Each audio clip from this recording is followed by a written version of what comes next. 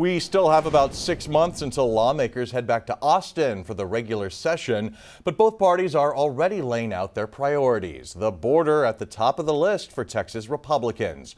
The News 4 I-Team's Jordan Elder is looking into one of the new border proposals and what it could mean for the ongoing battle between the state and federal government.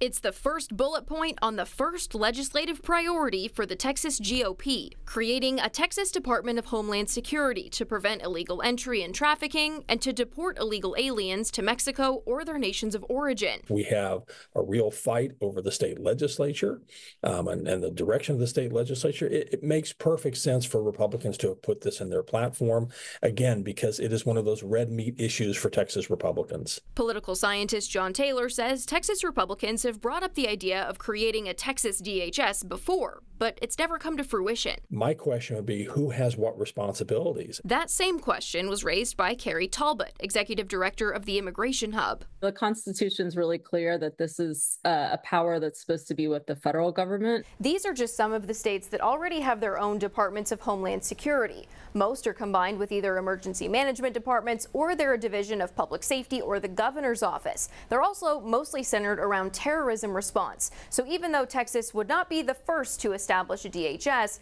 they could be the first to directly use it for border enforcement. Texas, as we know, passed a law called SB4, which would have allowed for the deportation of immigrants, and this is clearly Texas doubling down. SB4 is currently going through the court system, and so are cases like the buoys in the Rio Grande and the razor wire along the river. I got to ask federal DHS Secretary Alejandro Mayorkas about some of these state immigration efforts back in January. Here's what he said. We work best when we all work together to address a shared challenge. And the unilateral action, when one deliberately does not communicate and collaborate, wreaks havoc.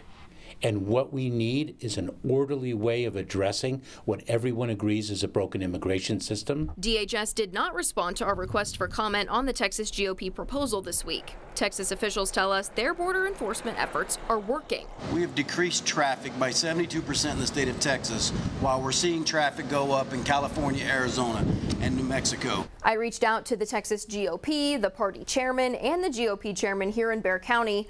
Our requests were not returned. I did schedule an interview with the Republican chairman of a committee that handles border issues, so we'll bring you that next week. For the News 4 I-Team, I'm Jordan Elder.